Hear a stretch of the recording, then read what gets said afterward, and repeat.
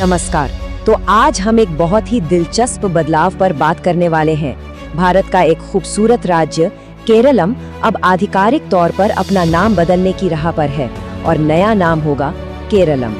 तो सवाल ये उठता है कि आखिर ऐसा क्यों हो रहा है? ये सिर्फ एक अक्षर जोड़ने से तो कहीं ज्यादा बड़ी बात है ना? चलिए इस बदलाव के पीछे की पूरी कहानी को समझते हैं। और हाँ, ये सिर्फ ख्यालों में नहीं है, ये वाकई में हो रहा है। 24 फरवरी 2026 को एक बहुत बड़ा कदम उठाया गया जब भारत के केंद्रीय मंत्रिमंडल ने इस बदलाव को अपनी हरी झंडी दे दी। तो कह सकते हैं कि प्रोसेस शुरू हो चुका है।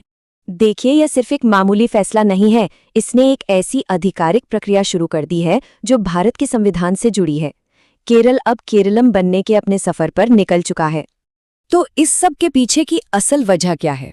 पता चलता है कि इसका जवाब भाषा और इतिहास की गहरी जड़ों में छिपा है।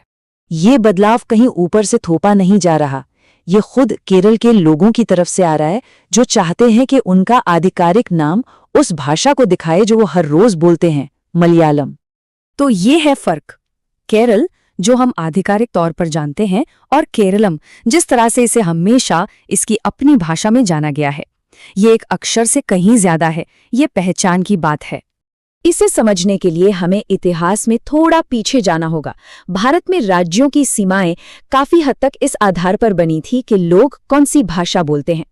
तो जाहिर है, जब किसी राज्य का आधिकारिक नाम उसकी अपनी ही भाषा से मेल नहीं खाता, तो ये बात काफी मायने रखती है।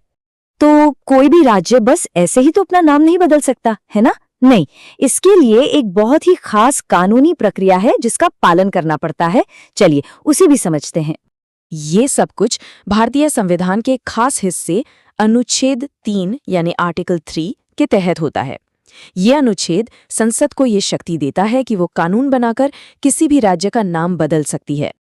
ये कोई एक दिन का काम नहीं है, ये एक कई पड़ावों वाला लंबा सफर है।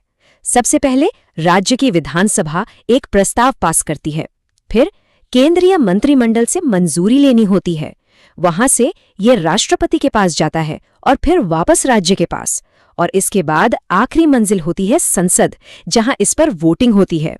ये एक जटिल प्रक्रिया है और इसका हर कदम बहुत जरूरी है। तो इस पूरी यात्रा में हम अभी पहुंचे कहाँ हैं और केरलम नाम के लिए आगे क्या होने वाला है? तो जैसा कि ये टाइमलाइन दिखा रही है, हम लगभग आधे रास्ते पर हैं।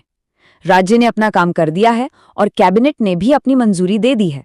अब सबकी नजरें राष्ट्रपति और फिर संसद पर टिकी हैं, जहां आखिरी फैसला लिया जाएगा। और जब ये मामला संसद में आएगा तो सब कुछ इस दस्तावेज पर निर्भर करेगा। केरल नाम परिवर्तन विधेयक 2026, यही वो कानून है जो इस बदलाव को हकीकत में बदलेगा। तो इन सारी खबरों और कानूनी प्रक्रियाओं से हटकर अगर देखें तो ये असल में इतना मायने क्यों रखता है? आखिर एक नाम में क्या रखा है? असल में ये सिर्फ एक ब्यूरोक्रेटिक बदलाव से कहीं बढ़कर है। ये शासन को उन लोगों के संस्कृति और पहचान के साथ जोड़ने के बारे में है जिनकी वो सेवा करता है। ये एक शक्तिशाली याद दिलाता है कि एक नाम सिर्फ एक शब्द नहीं होता, ये अपनेपन का एक प्रतीक हो सकता है। तो ये हमें एक बड़े सवाल पर लाकर छोड़ देता है, हमारी पहचान का कितना हिस्सा वाकई एक नाम से जुड़ा होता है। सोचने वाली बात है ना?